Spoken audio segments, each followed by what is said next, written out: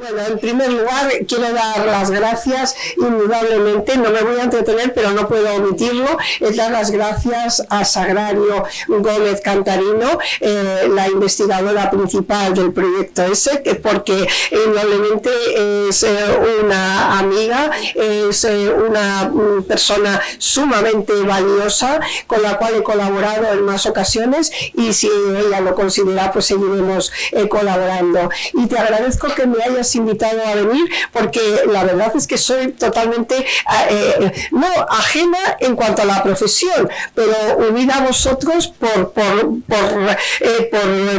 reconocimiento de vuestra valía y por cariño, pero soy de historia medieval, imaginaros lo que nos separa, por eso me ha dado la oportunidad de volverme a encontrar con amigos y profesionales que ya conocía y de los que en su momento aprendí tanto, y ahora indudablemente de conocer a nuevos profesionales y a personas como la que tengo a mi derecha, Zabala, que a partir de hace 3 días le he dicho que tiene una nueva fans y espero arrastrar a muchos más en su carrera. Por tanto, Sagrario, muchas gracias por hacerme pasar este buen rato, aprender tanto y hacerme compartir con vosotros estos estudios tan interesantes y tan valiosos.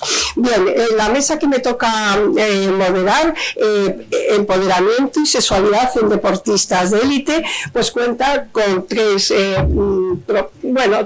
especialistas, cada uno en su materia, que se van a complementar con todas las aportaciones que van a ir haciendo en sus comunicaciones. Empiezo la presentación. Me han dicho que sea breve porque tienen preparado una presentación mucho mayor, y a mí me deslumbró tanto la carrera de Loida que había preparado mucho más, pero voy a tratar de simplificarla para no duplicar lo que tenemos que decir de esta admirable deportista.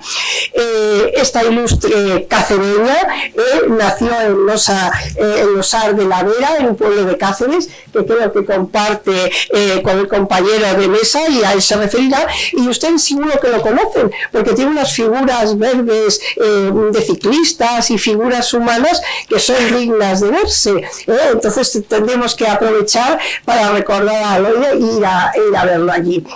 A los 12 años comenzó a levantar pesas para no perder la fuerza en los brazos. Se aficionó tanto al levantamiento de pesas que a los 18 años se apasionó por la halterofilia. Tanto se apasionó que justamente tomo unas palabras que tú dijiste: me ha dado una independencia que me hace olvidar mi discapacidad. Enhorabuena. Esta dedicación quedó reflejada en la participación de los Juegos Olímpicos de Pekín de 2008, convirtiéndose en la primera española en competir en las pruebas de halterofilia. En esa ocasión obtuvo ya la medalla de bronce. ¿Qué tesón tuviste? Dijiste, no pierdo solamente la fuerza en los brazos, sino que voy a recibir y voy a comenzar a recibir medallas y medallas. Bien, después participó en numerosos campeonatos que resumo: en el 2011 en los Emiratos Árabes, en el 2013 en Rusia, en ambos también tuviste la medalla de bronce. Ha conseguido diploma en los 4 últimos Juegos Paralímpicos, ha recibido el premio Supera de Iberdrola, que te concedió en el 2020, vi el vídeo, estaba súper emocionada, no podías hablar, y nada más que te decían, cálmate, y luego da las gracias, cálmate y luego da las gracias. No me extraña, porque tu vida es para emocionarte a ti y a todos los que te estamos conociendo, hablo por mí, que quizá todos los que están aquí ya te conocían. Actualmente es la ilustre campeona de halterofilia paralímpica, pues ganó la medalla de oro europeo de 50 kilos tras levantar 93 kilogramos. Este campeonato se celebró en Georgia en el 2022. Todo esto lo he resumido muy brevemente por no alargarlo demasiado, y en esto quiero destacarlo porque es digno de elogio. Es una labor y una tarea encomiable por su fuerza, por su constancia, por su capacidad de sacrificio y por la voluntad de hierro que le caracteriza. En suma, ella misma tiene su propia automotivación, que esto es indudablemente una lucha consigo mismo, porque no todas las personas tratamos de luchar con nosotros mismos, pero no es fácil. También me atrevería a decir que Elodia compite con el corazón, y eso se nota, y ahora enlazo precisamente con la persona que lo va a continuar. Ahora mismo compagina estudios universitarios, trabaja, me estaba comentando anteriormente que ella misma conduce. Permíteme, nos dejas realmente asombrados, y te felicito. Y además se está preparando para los próximas competiciones que hay, y entre ellos lo culminará, o eso desea culminarlo, en los Juegos Olímpicos de París del 2024. Entonces, bueno, te seguiremos, y si es necesario, allí nos tienes con pancartas, porque tienes una vida y una forma de ser y un tesón que deberían de salir de este aula, de este salón de actos tan magnífico. Entonces, te felicito de antemano por todos tus logros, y te seguiremos con mucha atención. Ese amor que he dicho que caracterizaba a Loida es el amor que caracteriza a María Jesús Boco Reglero. Chus, me ha dicho, esto es desde el punto de vista formal, pero a mí me conocen todos, y casi lo dijo, intuí en el correo que me mandó, que me decía con seriedad: haz el favor de llamarme Chus, y así me dirijo a ella.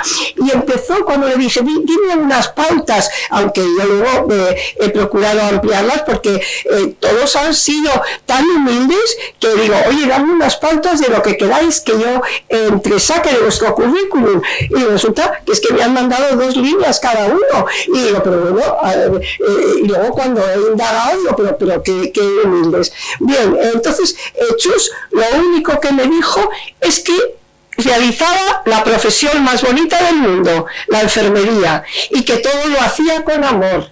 Entonces dije, bueno, voy a seguir investigando, porque también esta vida promete.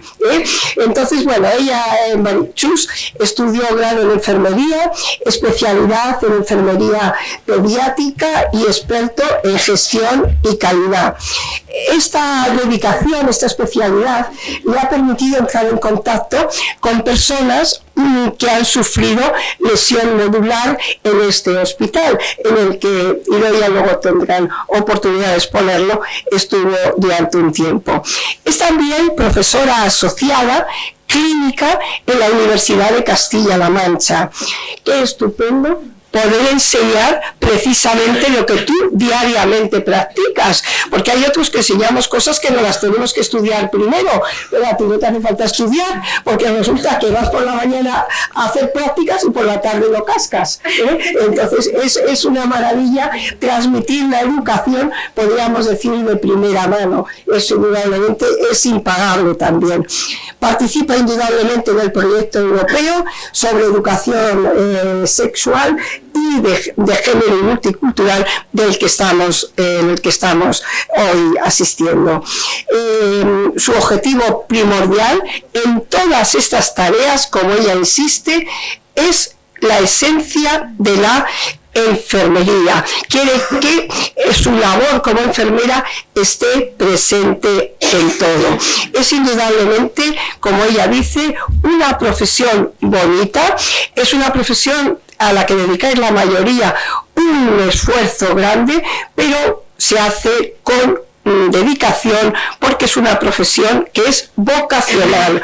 Yo creo que esto parece que se repite en estos años que hemos pasado, que os lo debemos todo, y es verdad, pero no porque ocurran grandes cosas, sino en el día a día, os lo debemos todo. Yo creo que no hace falta que el Día de la Enfermera sea, quiero recordar, el 12 de mayo, que es cuando nació la primera enfermera, que era inglesa pero italiana, porque sus padres eran muy viajeros y le pillaron, se puso de parto en Italia y allí nació en Florencia, pero sus padres eran ingleses. Pues yo creo que el Día de la Enfermería, de verdad, y lo digo sin ánimo de nada, debía de ser todos los días. El 12 de mayo podríamos decir que por mantenerlo y recordar a la primera enfermera, pero lo digo de todo corazón, sin salud, como vosotros ponen en muchos lugares, no somos nadie, sin salud, sin tesón y sin motivación.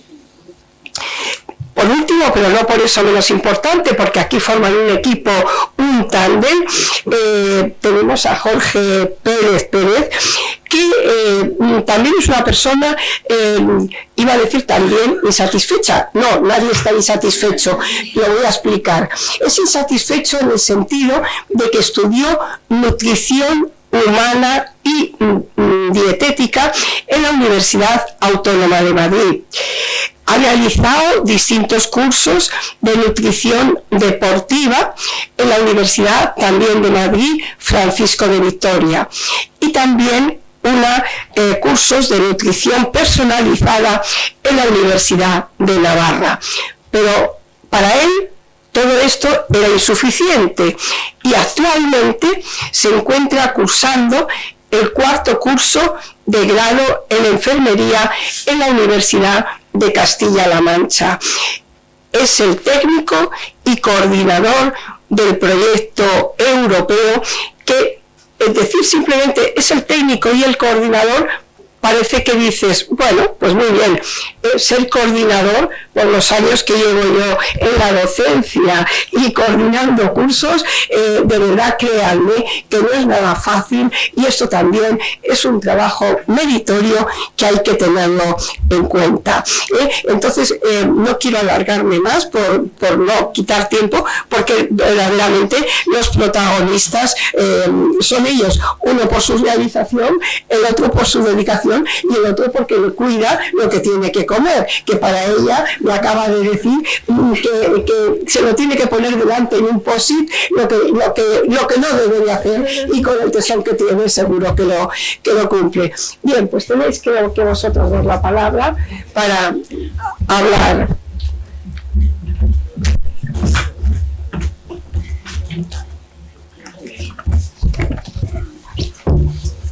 Bueno, muchísimas gracias, Paulina, por la presentación, y muchísimas gracias a todos vosotros por estar hoy aquí compartiendo este seminario, y a todas las personas que están conectadas y que han tenido este interés.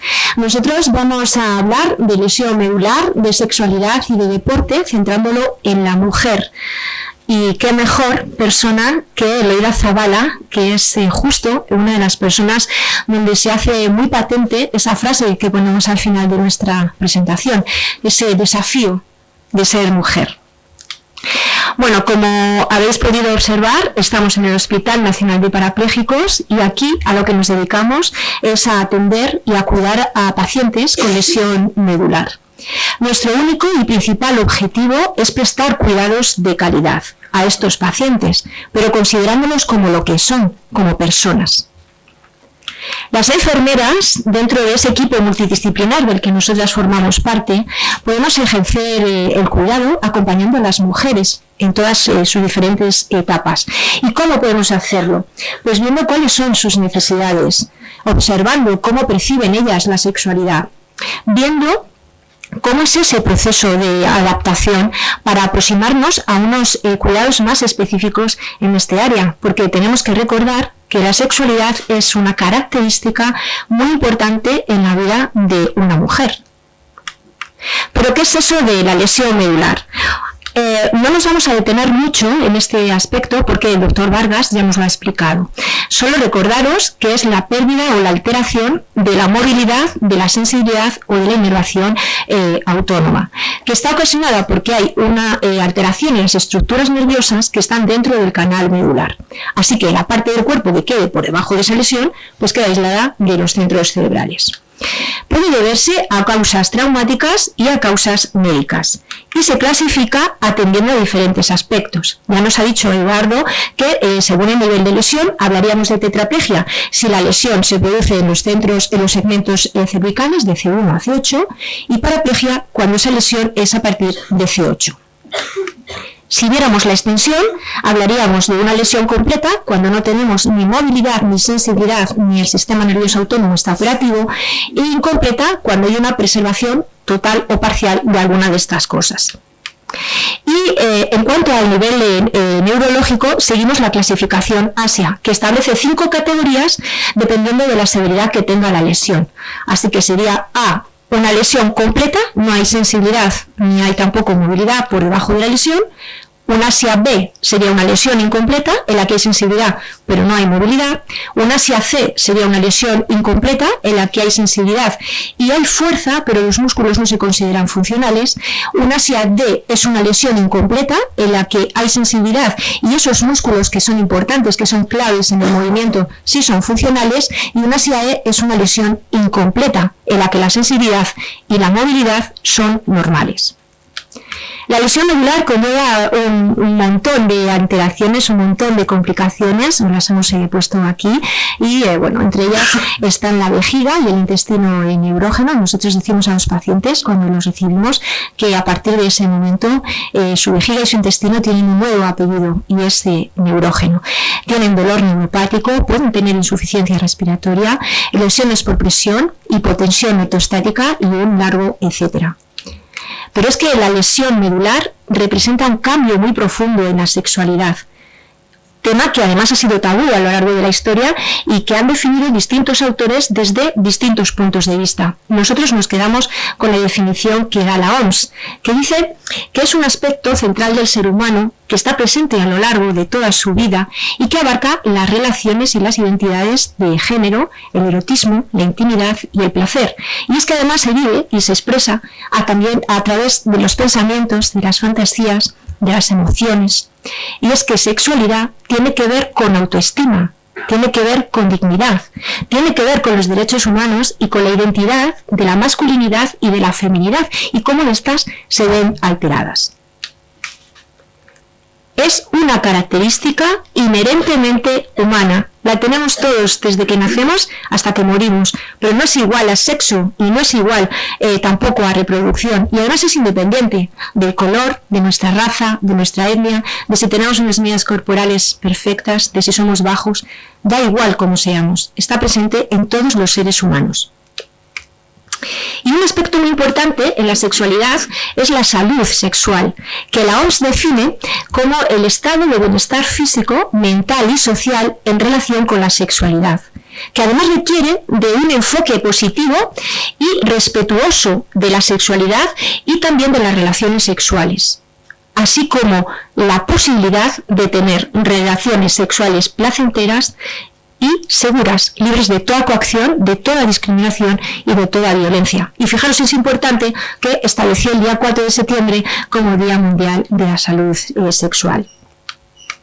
¿Pero qué pasa con la lesión medular? Bueno, pues casi todas las guías clínicas de lesión medular pues dedican poquito espacio a la sexualidad y además se centra mucho en la sexualidad masculina, de la que nos han dado doctor Sánchez Ramos una amplia presentación. Hablan de esos tipos de erección, de cómo conseguirle, de los distintos tratamientos, y en cambio todo lo que se refiere a la mujer se centra más en la fertilidad y en la reproducción. La verdad es que sabemos que la relación entre hombres lesionados medulares y mujeres es 4:1, así que esa diferencia podría ser una de las razones por las que existan menos estudios dedicados a las mujeres, porque en comparación con los hombres son minoría. Y es que la visión de la sexualidad ha cambiado pero no tanto como cabría esperar, porque seguimos pensando en algo que se practica, en algo cuya calidad tiene que ver con las posturas, tiene que ver con las técnicas que yo sepa hacer y sea capaz de aprender. Sin embargo, sabemos que no es así, porque la sexualidad se vive, la sexualidad es algo que se siente. Y además hay que recordar que sexualidad y salud comparten dos conceptos, y es que es global porque es inherente al ser humano, como hemos dicho antes, y sería muy difícil pensar en la sexualidad sin tener en cuenta a la persona en todo su conjunto. Y además es dinámica porque ha ido cambiando en función de cada época y cambia también a lo largo de la vida de una persona. Las alteraciones más relevantes que tienen lugar en las mujeres, como ha explicado antes el doctor Eduardo Vargas, en relación con su función sexual, pues serían esa disminución de la lubricación, algunas veces existe dificultad también para el orgasmo y también los cuidados especiales que van a necesitar durante su embarazo y el parto.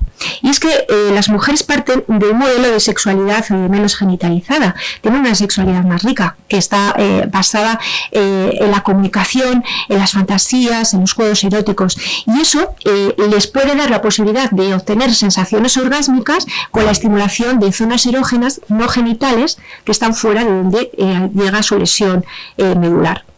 Pero es que además las mujeres tienen que pensar en una serie de aspectos que pueden producir alteraciones en su satisfacción sexual, como son, por ejemplo, el dolor, la espasticidad, la incontinencia, tanto intestinal como vesical, la falta de movilidad y las crisis de disreflexia.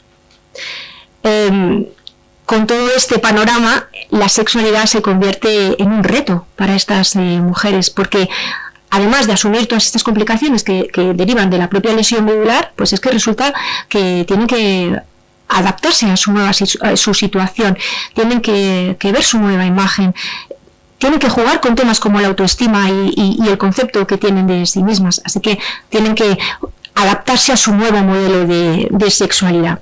Y es que esa aceptación de la imagen corporal pues hace muy difícil a veces el que quieran establecer tanto relaciones personales como relaciones sexuales. La actitud que tengan estas mujeres pues puede deberse a temas como esa aceptación de la imagen corporal y también si no tienen autodeterminación, si tienen una baja autoestima, por esos falsos mitos y esas falsas creencias que hay en la sociedad y, por ejemplo, por temas también como el no sentirse atractiva, el sentirse rechazada, el no sentirse sexualmente atractiva, pues por cosas como, por ejemplo, no poder ponerse prendas ajustadas o de colores claros porque tengan que utilizar absorbentes o porque tengan miedo a esas fugas y a esas pérdidas. Fijaros, las mujeres cuando mantienen relaciones sexuales, una de las cosas que más les preocupa es ese riesgo de tener fugas, sobre todo de contenido intestinal. Y fijaros si es importante para ellas que lo viven como casi más importante que les pase eso que el que ellas no puedan caminar, ¿no? Y también pues porque tengan menos habilidad para vestirse, para desvestirse, para practicar distintas posturas. Como nos han dicho, su función sexual y reproductora está intacta, con alteraciones, pero está intacta. Su embarazo es posible, igual que en el resto de las mujeres, y la única diferencia es que va a ser de alto riesgo, igual que nos ocurre a muchas mujeres también en diferentes situaciones. Y ese embarazo lo que va a necesitar es un abordaje multidisciplinar. Así que aquí las enfermeras pues jugamos un papel importante. ¿Y por qué? Pues porque la mujer necesita que le aconsejen, que la guíen, que le enseñen cómo tener nuevas habilidades para hacer frente a su nueva vida sexual, pero de una forma saludable. Así que la comunicación terapéutica es un elemento clave del cuidado de enfermería. Es una competencia interpersonal cuyo objetivo, cuya meta es dar solución, satisfacer todas las necesidades en todas sus dimensiones que nos presenten estas mujeres. Además, comprender qué les sucede y darle solución a esos problemas, teniendo en cuenta su cultura, el medio en el que viven y todo su ser, es decir, a la persona en todo su conjunto. Y es que se trata de una concepción diferente de brindar cuidados. Hay que tener un abordaje, desde un abordaje proactivo, cuyo elemento más importante va a ser el diálogo, estableciendo una relación de escucha activa, una relación de apoyo, de confianza y teniendo empatía. Es decir, no nos tiene que dar igual las necesidades que plantean estas mujeres y todos sus problemas. Así que las enfermeras podemos asesorar y resolver dudas en temas que tienen que ver, como por ejemplo, pues con el periodo menstrual, que desaparece cuando se tiene una lesión medular durante aproximadamente 3 o 6 meses, después vuelve a aparecer, y es un momento importante para la mujer y deberíamos recordarle a las enfermeras que tienen que ir a su ginecólogo, que se tiene que hacer la revisión. También les podemos aconsejar si pueden utilizar tampones, pueden utilizar compresas. Tenemos que normalizar el que vayan a esta consulta a la unidad sexual, igual que van a otro tipo de consulta, pues para que le aconsejen pues cuál es el anticonceptivo que mejor les va a venir, y que pregunten en esa consulta no solamente sobre la posibilidad de ser madre, sino sobre temas, pues como ha dicho Eduardo, ¿no? Qué lubricantes existen, cómo identificar sus zonas erógenas, qué dispositivos sexuales pueden utilizar. Así que también podemos enseñarles todos los cuidados de su vejiga, del intestino, de la piel, cómo evitar esas crisis de reflexia autónoma. Recuerdo, como ha dicho Eduardo, que es muy importante que se sonden y que se realicen un tacto rectal antes de mantener relaciones sexuales para evitar que tengan esas pérdidas, o que procuren no estimularse bruscamente, pues para que no desencadenen, por ejemplo, una crisis de disreflexia. Y en su embarazo, alrededor del 6º mes, se le suele colocar una sonda vesical permanente, así que nosotras podemos enseñarle qué cuidados va a necesitar esa sonda vesical para que no tengan infecciones, y como además van a tener estreñimiento, pues también podemos aconsejarle, como bien va a hacer Jorge, los alimentos que van a contribuir a que ese estreñimiento sea menor. Seguidamente, tras la magnífica exposición de Chus, la introducción de Paulina, vamos a hablar un poco del contexto del deporte, ¿no? ¿Por qué el deporte en la lesión medular? Y es que, si bien sabemos que el deporte es bueno para todo, dentro del contexto de la lesión medular y de lo que es la sexualidad, también juega un papel fundamental. Una breve introducción de los cambios corporales que hace el deporte, bien todos la sabemos, pero no quería pasarlo por alto. A nivel respiratorio, pues aumenta lo que es la capacidad vital, la capacidad de captación de oxígeno, por lo tanto, pues mejora nuestro ritmo, nuestra frecuencia respiratoria, tanto en reposo como en ejercicio. Esto es fundamental para el paciente con una diversidad funcional. A nivel de musculatura esquelética, pues aumenta el volumen, el número de fibras musculares y por lo tanto se mejora la fuerza y la resistencia, ¿no? ¿Qué favorece? Pues una mejor oxigenación de los tejidos, un mejor metabolismo muscular, que es fundamental. A nivel circulatorio, pues facilita un aumento celular de estas células que nos transportan el oxígeno, como son los eritrocitos, y también las encargadas de producirlos, como es la hemoglobina, ¿no? Por lo tanto, disminuye el tiempo de recuperación tras ese esfuerzo, ya que los pacientes con diversidad funcional, no, aparte de hacer deporte, su vida requiere una actividad física importante, entonces fomentar todo este deporte va a ser súper positivo para ellos. A nivel del sistema nervioso, pues mejora la regulación nerviosa y por lo tanto facilita la coordinación de movimientos.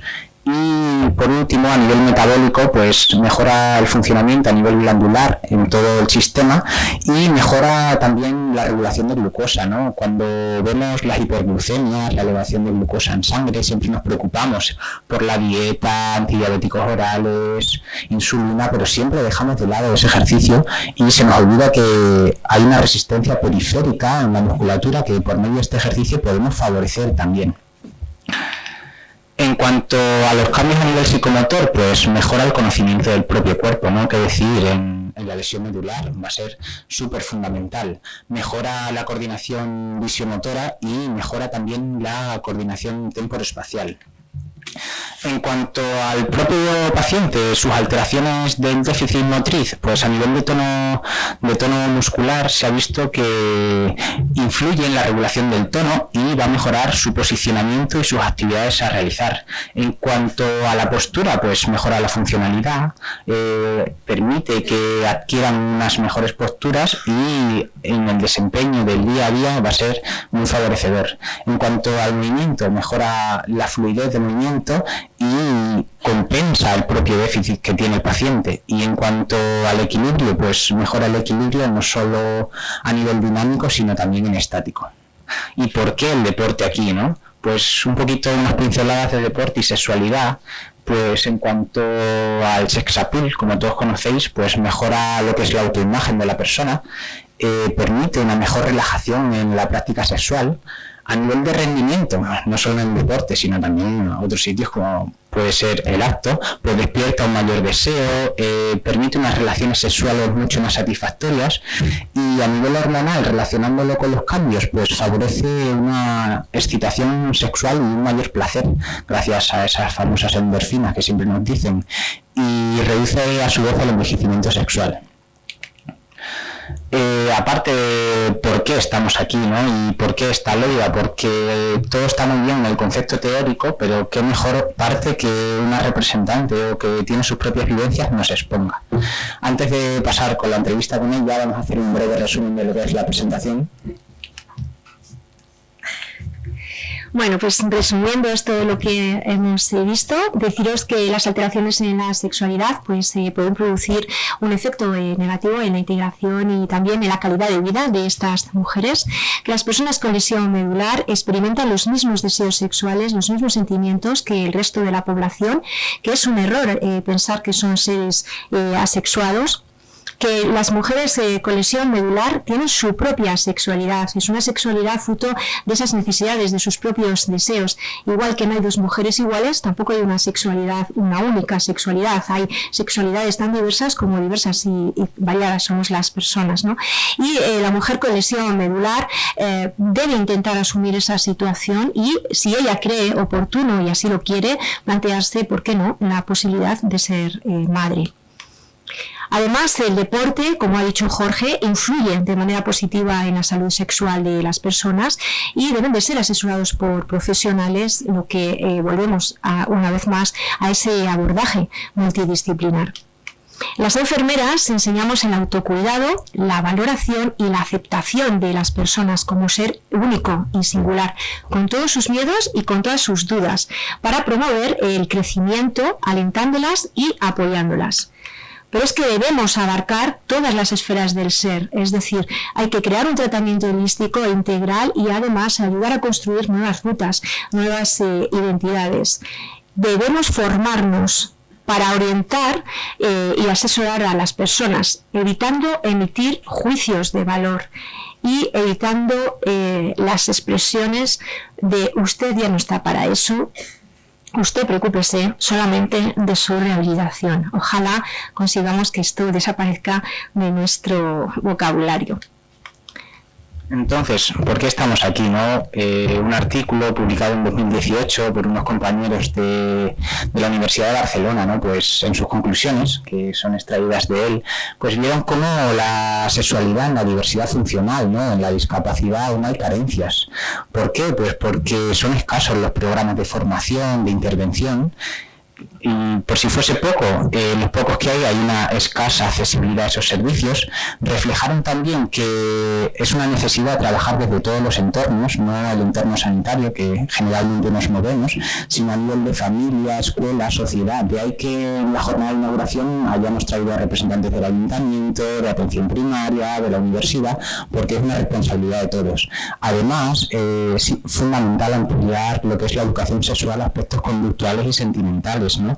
Tenemos que romper ese paradigma biológico únicamente es con fines reproductivos.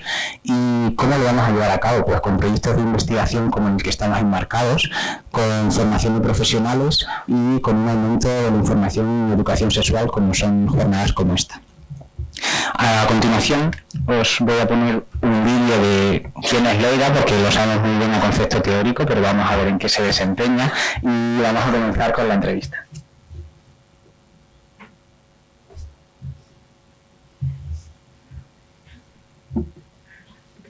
Ay, no suena.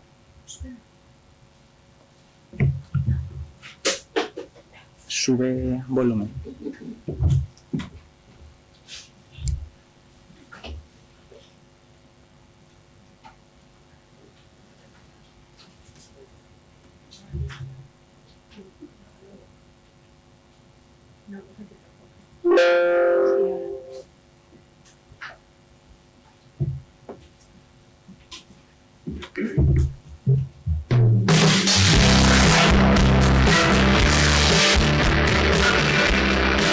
Puesto que el levantamiento de pesos es una de las actividades más antiguas practicadas por el ser humano, también la halterofilia, que es su versión deportiva, entró muy pronto a formar parte del programa de los Juegos. En los Olímpicos empezó en Atenas 1896 y en los Paralímpicos en Tokio 1960, aunque las mujeres tuvieron que esperar hasta Sydney 2000.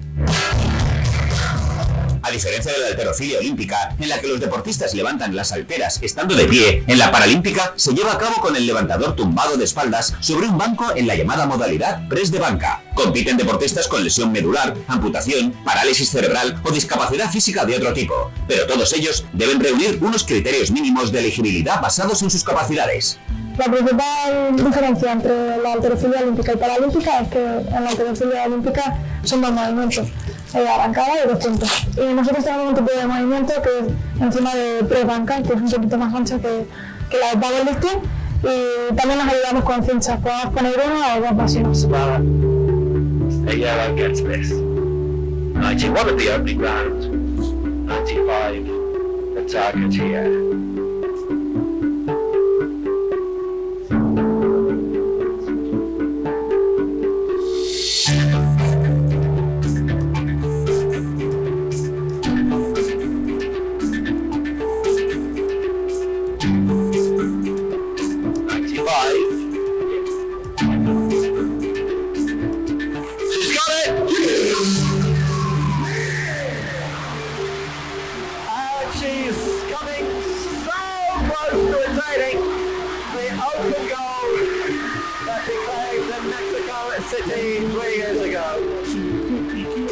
Tremendous lift. 9. They all liked it. So that concludes at 95. Of lift. The current leader is indeed Stefan Savaliero, having lifted 95 kilos so far. He's attempt number 3.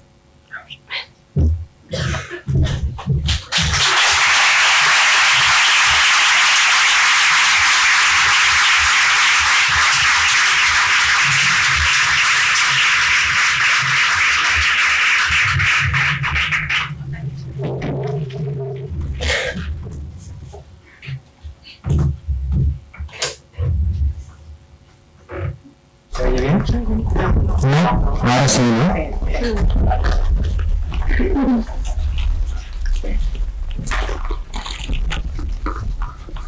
Nada que decir, en primer lugar agradecerte que estés aquí con nosotros. Como ya lo ha dicho Paulina, soy de Extremadura y... Disculpa, porque me pasa el micro a tu teléfono. Vale. Y así... muchas gracias. ¿Y Loida? Yo tengo. La tienes, perfecto. Vale. Sí. Y nada, que mejor contar con alguien cercano a donde yo vivo, a donde me he criado y igual cercano a mí, ¿no? Aparte de su currículum deportivo, de su currículum como persona, pues me parecía dar las gracias en nombre de todo el equipo que estés aquí hoy. En primer lugar, ¿no? Pues llegaste con 12 años a este hospital, te diagnostican una mielitis transversa, ¿no? Que para cualquier persona de 12 años menuda mochila va a arrastrar en toda tu vida. ¿Y cómo se enfrenta uno a esto?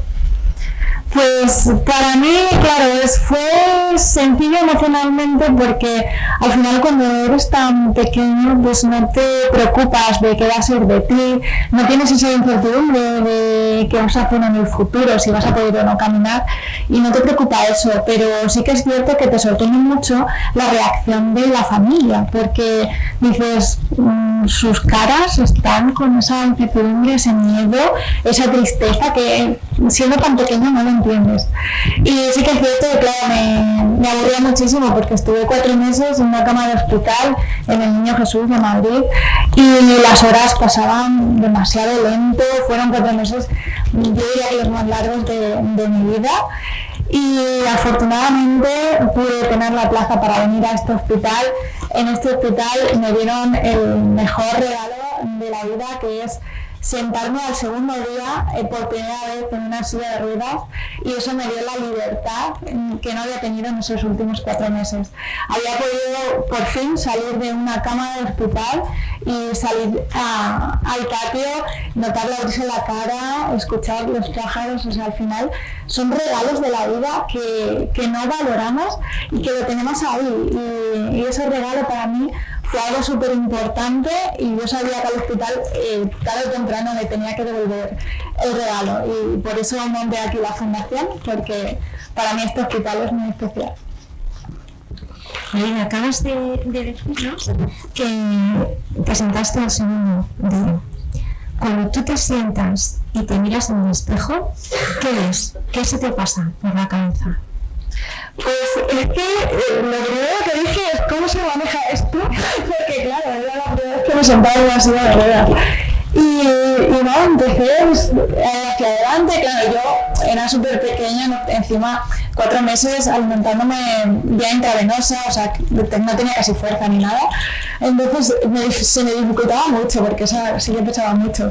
Pero es que fue una liberación. Yo creo que quizás es muy parecido como cuando salimos todos de la cuarentena y por primera vez salimos a la calle, ¿no? Es como, qué liberación, ¿no? El poder tener una libertad, que es algo súper importante en la vida de las personas, y fue algo maravilloso. Pero me siguió sorprendiendo la cara de los familiares al verme en la primera silla, porque sus caras estaban completamente con una tristeza que no comprendía. Allá ya lo entiendo. No te preocupó nada más que, o sea, tú mirabas a tu familia, mirabas a la gente que tenías alrededor, y no había nada que te preocupase, nada que dijeras, pues qué me está pasando, no había nada. Es que fue como nacer y empezar a conocer las cosas que podía hacer. O sea, yo en primer lugar como que asumí que no podía hacer nada, ¿no? No sé por qué, pero como niña que era, lo asumí. Entonces, cuando me senté en mi primera silla de ruedas, ya dejé de asumir que tenía que estar en una cama, o sea, ya era libre. Cuando me llevaron por primera vez a la rehabilitación y me enseñaron a vestirme, era como, que me puedo vestir. O sea, era como algo impresionante para mí, o sea, era como un mundo nuevo. Lo que más me costó, me acuerdo, era pasarme a la ducha. Eso, claro, como no tenía fuerza, era para mí muy difícil, se me enganchaban las piernas, era como muy complicado. Pero aprender a todo esto fue para mí, y yo tenía una hoja, me acuerdo, encima de la cama, con las actividades que ya podía hacer y podía ser independiente. Y eso para mí fue mi primer reto ahí. Digo, esto lo voy a sacar lo antes posible. Me dijeron que solía ser entre 1 y 3 meses. Me lo saqué a 2 semanas.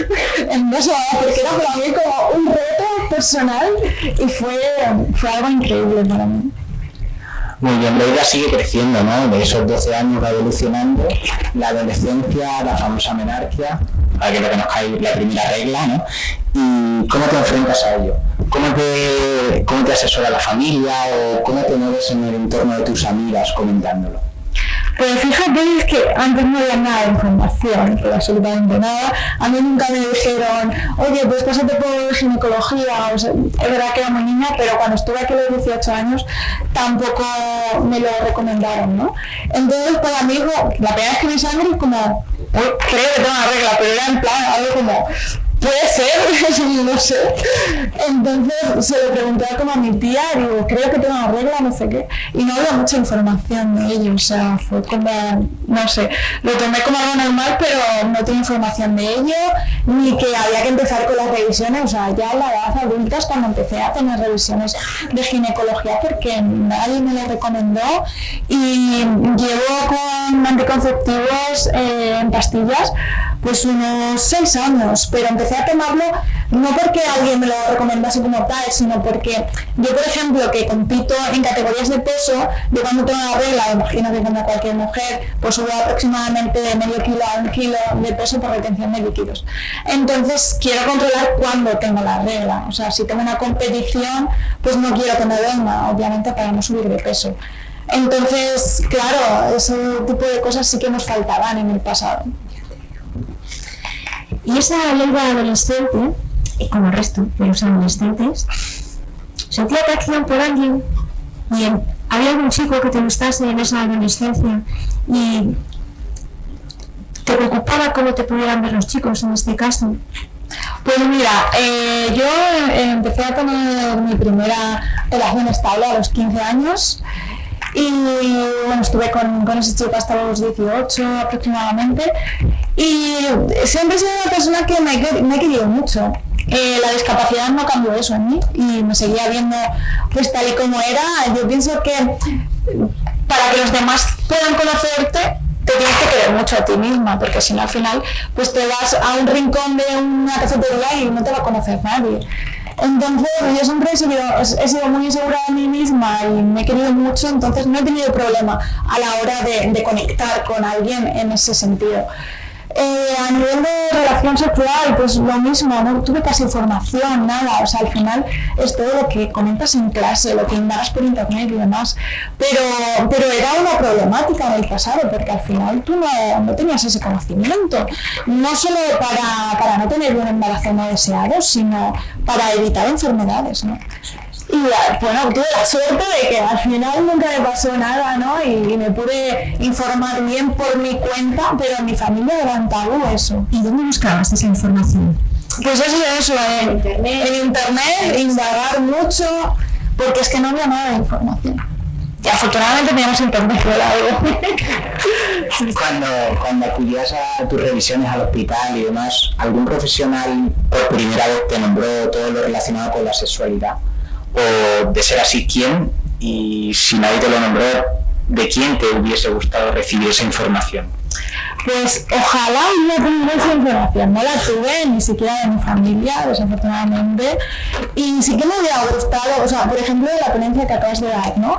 Había cosas que me han sorprendido porque nunca he tenido ese problema de incontinencia, supongo que porque, claro, la discapacidad es más baja.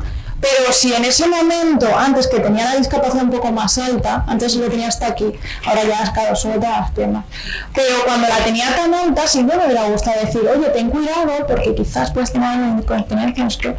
Y afortunadamente nunca me ha pasado, pero oye, es algo que se podría haber evitado si alguien me hubiera informado de todo esto. Y yo lo digo aquí públicamente, pues para que veáis lo que es la importancia, ¿no? Desde la sanidad, de una persona que acaba de tener una discapacidad, pues para que se lo traslade al paciente de una manera pues educativa, seria, porque al final en la mayoría de las familias no se habla esto.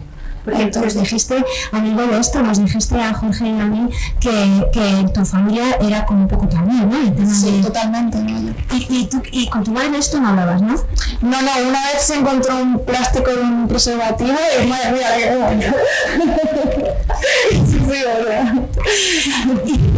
¿Y tú crees que en esas revisiones cuando veníais, tú crees que si tu madre hubiese tenido una figura, ¿no?, de referencia, o hubiera tenido un profesional cerquita, ¿no?, que hubiera podido, al que hubiera podido preguntar, ese tema hubiera sido diferente, hubiera ya visto de otra manera?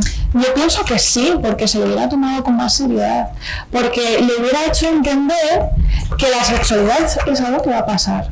¿Vale? Las relaciones sexuales es algo que va a pasar, que tu hija va a crecer y tu hija va a tener esas relaciones sexuales, que el hecho de estar en silla de ruedas no quiere decir que no le vaya a apetecer. Al final pues tienes esa relación con esa persona y al final va a pasar. Entonces hay que concienciar a esa persona de que definitivamente va a tener esas relaciones, porque yo creo que la mayoría de las familias piensa que no va a pasar, entonces que no es necesario por eso. ¿Y tú crees que la educación para la salud de los pacientes, de las personas que están en el hospital y de la familia es importante? ¿Es importante que os eduquemos, que os enseñemos y os hablemos con naturalidad de este tema, por ejemplo, de la sexualidad entre otros muchos? Sí, por supuesto, tanto para evitar embarazos no deseados como para evitar enfermedades, porque al final pues es muy importante a nivel de salud. Y luego otra cosa también, para evitar que te sucedan otras cosas que pueden pasar en el momento del acto y que pille de sorpresa que una persona pueda tener una depresión por una mala experiencia, ¿no? Entonces es importante, por supuesto. Dejando un poco del lado adolescente, entrando un poco en el tema del deporte, ¿no? ¿Por qué lo iba a decir el levantamiento de pesas, ¿no? Siempre categorizado como deporte de hombres, o si haces pesas te pondrás como un hombre y perderás esa feminidad, ¿no? Que dicen. ¿Por qué la halterofilia? Eso era una cosa que se hablaba mucho antes, ¿no? De que te hacía como más masculino el deporte de levantamiento de pesas, pero empezó haciendo mancuernas por recomendación allí en este hospital. Y es que me enganché porque, claro, mi día a día cada día era más fácil, cada día tenía más fuerza, ¿no? Entonces, el pasar 4 meses en una cama de hospital, de repente no tienes fuerza y que unas pesas te den esa fuerza, pues para mí fue algo vital. Y luego, cuando volví aquí al hospital a sacarme el carnet de conducir en ese caso, y me recomendaron la halterofilia, en cuanto lo conocí fue como, ¿en serio? ¿Hay un deporte de pesas? No, es que no lo sabía. Y pues ya llevo 16 años aquí, muy enganchada. ¿Y qué podrías decir que le ha aportado la halterofilia a tu vida? Me ha aportado fuerza, independencia, vitalidad, porque me hace sentir vital completamente. Me ha enseñado muchos valores que al final yo no tenía si no hubiera hecho este deporte, como el trabajo en equipo, ¿no? El empatizar también con la otra persona, el tener una amistad más allá del deporte. O sea, lo que podría ser mi rival, al final se convirtió en una gran amiga mía. Me invitó a entrenar con ella en México, que imaginaba lo que es para mi madre, imagínate, ¿no? Me voy a México a vivir. Y para mí fue algo maravilloso estar con ella. O sea, al final es que te aporta muchísimo. Así como curiosidad, que siempre dicen, ¿no? Una persona que ha estado en 4 juegos, que en la vida olímpica o paralímpica, en este caso, que se liga mucho, ¿eso es verdad? Sí, o sea, al final en el mundo deportivo lo que pasa es que casi no me va a pillar con pareja, pero sí, completamente, y por las estadísticas de las aplicaciones esta de ligoteo, los que me han ligado son los de tenis, no lo sé. Pero sí, y bueno, al final todo en el mundo internacional, que a mí es algo que me ofende mucho, ¿no? El hecho de que pues, tú digas que tienes pareja y que no quieres intimar con nadie y se obcecan ahí. Eso la verdad es que me ofende mucho, pero bueno. Laura, volviendo un poco al tema de las relaciones de pareja, hablamos aquel día con Jorge y nos comentabas que habías tenido una experiencia negativa, ¿no? Una mala experiencia, y a una edad muy temprana, ¿no? ¿En qué te influyó a ti esa mala experiencia? ¿Dónde estaba la autoestima de Laura? ¿Y cómo pudiste, ¿no? salir de eso y ser esta mujer, ¿no? Tan fuerte, tan empoderada que tenemos aquí delante? Pues sí, en 2012 ya estaba clasificada para los Juegos de Londres, estaba muy ilusionada, y justo un mes antes de ir a estos Juegos, mi pareja de ese momento, con el que llevaba 2 años y medio, me maltrató y me lesionó el brazo derecho. Con lo cual no podía estirar el brazo, mi sueño de Londres se alejaba por completo. Y pues al final pues caes en un pozo, porque de repente te encuentras con una persona a la que amas muchísimo, te hace algo así de repente, y es como que no entiendes muy bien, ¿no? Fue una experiencia que llevé con mucha adrenalina, porque es el momento, ¿no? Me cogí así todo alto, me dio la vuelta, me dejó caer, si no llegaba a poner el brazo, de hecho me hubiera dado en la cabeza. Me tiré la silla por otro lado, la recuperé, o sea, me encerré en una habitación, rompió la puerta de la habitación, o sea, fue todo muy caótico. Me di cuenta que para salir de esa situación lo más sencillo era gritar, llamar a la policía, porque eso le asustaba a él. Entonces, bueno, pues denuncié, obviamente, es algo que hay que hacer, pero ya debajo cuando pasó toda esa adrenalina y él se fue, fui a avisar a la vecina, y en ese caso, claro, me di cuenta que no podía hablar, que tenía una ansiedad que no había tenido nunca, no sabía ni siquiera lo que era tener ansiedad, y que no podía ejecutar esas palabras como para decir llamar a la policía. Entonces finalmente pues ella me pudo entender, llamó a la policía, se denunció obviamente, tuvo un orden de alejamiento y demás. Después de aquello quiso volver, pero obviamente hay que quererse más a uno mismo, y reconozco que estuve un mes amándolo después de ello, porque el amor al final no se pasa de un día para otro, pero yo me quería más a mí misma, y es un momento en el que emocionalmente tenía un vacío increíble, no sabía cómo me sentía, mi cuerpo no quería comer, no entendía mucho por qué, y bueno, me ayudó mucho mi familia para ello. Y en ese caso me ayudó mucho también mi meta. La meta era ir a Londres. Yo quería ir a Londres, llevaba 4 años entrenando para Londres. Entonces, pues me obcequé en la rehabilitación del brazo. En ese momento trabajaba de administrativa, y al segundo día ya estaba trabajando, pero no bajaba el café ni nada, simplemente quería mantenerme ocupada para no pensar en aquello. Y al final, pues después de 2 semanas recuperé el brazo, empecé a entrenar poco a poco y conseguí la posición que quería en Londres. Así que esta experiencia me demostró que muchas veces tienes un objetivo por cumplir y que te va a pasar algo que puedes tocar fondo y que va a ser muy difícil superarse. Y ahí es cuando viene la resiliencia. No naces siendo resiliente, se hace después de tener una experiencia fuerte en tu vida. Y después de esta experiencia me di cuenta de que quererse a uno mismo y centrarte en aquella meta que quieres conseguir puede hacer que olvides aquello en lo que te ha pasado, porque muchas veces nos obcecamos mucho en aquello y no conseguimos algo que nos puede beneficiar emocionalmente, sobre todo. En cuanto a...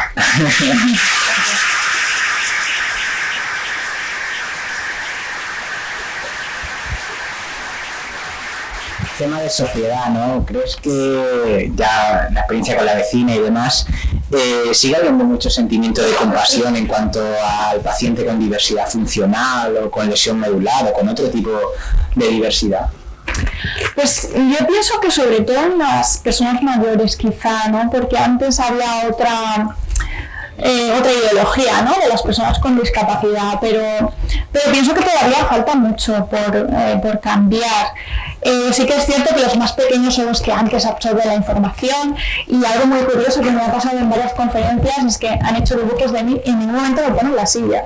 Es como que ven la que soy realmente, no ven una silla como tal. Eso me sorprende mucho porque te dibujan desde la inocencia sin tener en cuenta nada. Y pienso que se podría cambiar mucho, fíjate, en el medio de la interpretación, ¿no? Si en una serie o en una película aparecen personas en silla de ruedas entre otras personas, pues creo que eso lo normalizaría mucho, pero bueno, faltan muchas cosas por hacer todavía. Y como mujer, ¿qué diría Loida a las mujeres que tienen movilidad reducida o cualquier otro tipo de disfunción física? ¿Qué les dirías a una mujer? Pues yo les diría que a mí, en estos años de discapacidad, de tener una discapacidad, me ha demostrado la vida que la discapacidad no existe, porque, no sé, al final es que no he tenido ninguna barrera en conseguir aquello que he querido conseguir. Sí que es cierto, obviamente que tengo metas todavía que no he cumplido, pero es que, por ejemplo, he competido contra gente sin discapacidad, teniendo fiebre además, y he ganado una Copa de Europa, y esto entre otros ejemplos de vida que me he dado cuenta de que al final es que somos personas normales, y a lo mejor uno tiene unos zapatos amarillos y otros negros, y una persona anda y otra está en silla de ruedas. Entonces para mí es algo normal. Entonces pues que se sigan viendo como se veían antes de tener esa discapacidad, porque es que siguen siendo ellas mismas, y al final si no muestran a los demás cómo eres, nunca te van a poder conocer y no vas a poder conectar con nadie. Y somos personas sociales, los seres humanos necesitamos también dialogar con otras personas, y eso es lo que nos hace ser nosotros mismos, el poder ser libre y ser tú mismo. ¿Cuáles son esas metas o sueños a corto y medio plazo del que hablas? Es que lo tengo en varios ámbitos. Generales. Deporte y vida. En el tema formativo me encantaría terminar la carrera de psicología, que eso va a ir muy poco a poco porque hago muchas cosas. En el ámbito deportivo me encantaría conseguir una medalla en unos juegos, que no es lo mismo que un europeo obviamente, pero bueno, es una meta que tengo ahí. Y en el tema interpretativo me encantaría pues participar en una serie o alguna película. Estaba a punto de estar en una película que se va a emitir dentro de poco, pero bueno, quedaba finalista entre 2 chicas y desafortunadamente ahí me descartaron. Pero bueno, hay que seguir haciendo casting y hay que seguir trabajando en ello. Lo importante es que las cosas que hagas pues que te apasionen mucho, porque creo que es la mejor manera de poder compaginar las cosas, el que te apasiona todo lo que hagas. Si pudieras hablar con la Loida de antes, con la Loida del pasado, ¿qué le dirías? Pues mira, concretamente si pudiera hablar con la niña que estaba en el hospital, por ejemplo, pues ya lo he comentado en alguna ocasión, que le diría que le diga a mi madre que estuviera tranquila, porque todo eso va a pasar, porque el estar en una silla de ruedas que va a ser seguramente para toda la vida, pero que no me preocupe, porque los dolores que voy a tener en ese hospital van a pasar, ya no voy a volver a tenerlos en el largo de mi vida, y que voy a cumplir metas que ni siquiera había soñado. Entonces yo creo que le diría todas esas cosas a la yo del pasado, y le diría que se permita soñar y que trabaje en ello. Entonces, hablando de ello, para todos los chicos o chicas, ¿no?, que sufren una lesión, que quieren iniciarse en ese mundo del deporte, ¿no?, ¿qué les asesorarías o qué les dirías? Primero, que elijan un deporte que les apasione, porque el deporte tiene que ser algo que te guste mucho, yo pienso, porque es algo del que le vas a dedicar día tras día, y ya que tenga paciencia, porque la paciencia es algo que hay que tener, porque no puedes mejorar de un día para otro todo lo que quieres. Entonces, que se dedique a disfrutar y que vaya en el día a día, que sí, que se pongan metas lejanas, pero que vaya muy poco a poco, y que si no cumple esa meta, porque hay veces que las cosas no salen, como en todos los ámbitos, que siga trabajando en ello, porque tarde o temprano se puede conseguir. Nos has dicho que el deporte te ha dado cosas buenas. Como vamos un poco mal de tiempo, vamos a terminar ya con esta pregunta. Si le tuvieras que resumir en 3 palabras, ¿qué te ha aportado? De cosas buenas. ¿Qué te ha aportado a ti el deporte? ¿Qué cosas buenas te ha dado? El deporte. El deporte, sí. Pues a mí me ha dado vitalidad, comprensión también, porque muchas veces necesitamos comprensión. De cuando algo sale mal, necesitamos comprender el porqué. Necesitamos comprender que eso también va a pasar y que se puede evolucionar. Y por otro lado, pues tranquilidad, diría, porque al final cuando haces deporte pues te quedas como muy tranquilo, entonces te queda tranquilo y te da vitalidad y te da mucha energía. A mí es que me encanta. Pues muchísimas gracias, Loida, nos ha encantado, supongo que a todos. Ha compartido con nosotros pedazos de su vida, ¿no? Así que mil gracias por estar aquí, por aceptar nuestra invitación, y te vamos a prometer que vamos a intentar ponernos en el camino de normalizar la sexualidad. Muchas gracias. ¿Vale? Gracias.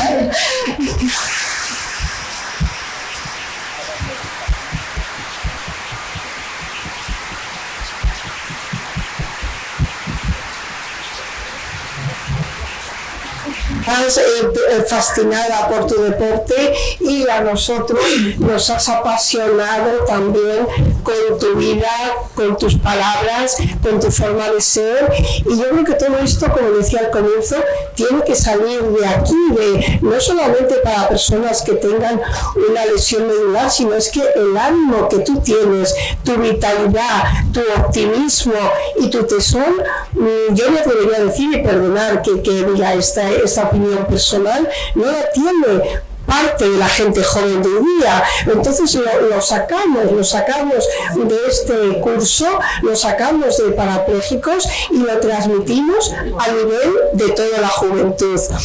Muchas felicidades a los tres por lo perfecto y lo bien que habéis hecho esta entrevista. Bueno, aunque vamos muy justos de tiempo, ¿hay alguna pregunta para los tres, para Loida? Nada. Les has dejado libros. Uy, sí, hay varias. Sí.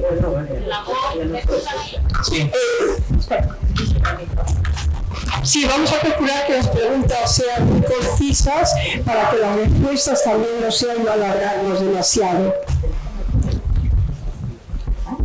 Vale, pues primero muchas gracias a todos por de verdad el espacio que acaban de compartir con nosotros y los mensajes sobre todo. Mi pregunta sería, y es un poco relacionado obviamente con el tema del seminario, y es, mi percepción es que a nivel de sexualidad respecto a lo femenino, a las mujeres, hay una gran barrera en ver la sexualidad más allá de lo que es embarazo y enfermedades, ¿no? Que tal vez es lo que más se habla. Y se habla muy poco de lo que es placer, lo que es consentimiento y deseo, ¿no? ¿Tú crees, Loida, que además de que creo que bastantes mujeres aquí podríamos estar de acuerdo en ello, en la educación sexual que se recibe y en cómo se habla de la sexualidad, crees que es aún más acentuado para las personas que tienen, por ejemplo, una lesión medular?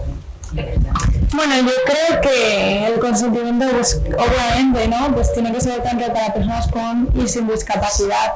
Y sí que es verdad que se habla poco y que también está ahí la formación que tiene que tener el hombre.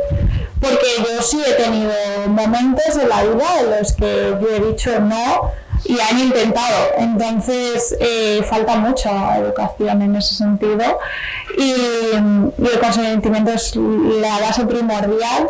Y respecto al placer sexual, pues sí que es cierto que es algo que no se forma y que pues por lo menos antes como que tenías que descubrirlo tú, pero no eras consciente de que podías disfrutar.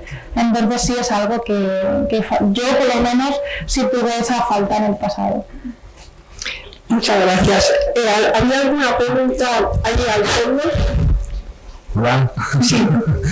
Mi niña cuando se viene a entrenar conmigo me pone los discos por un lado. Me hace falta un compañero por el otro lado. ¿Eso entra en tus planes?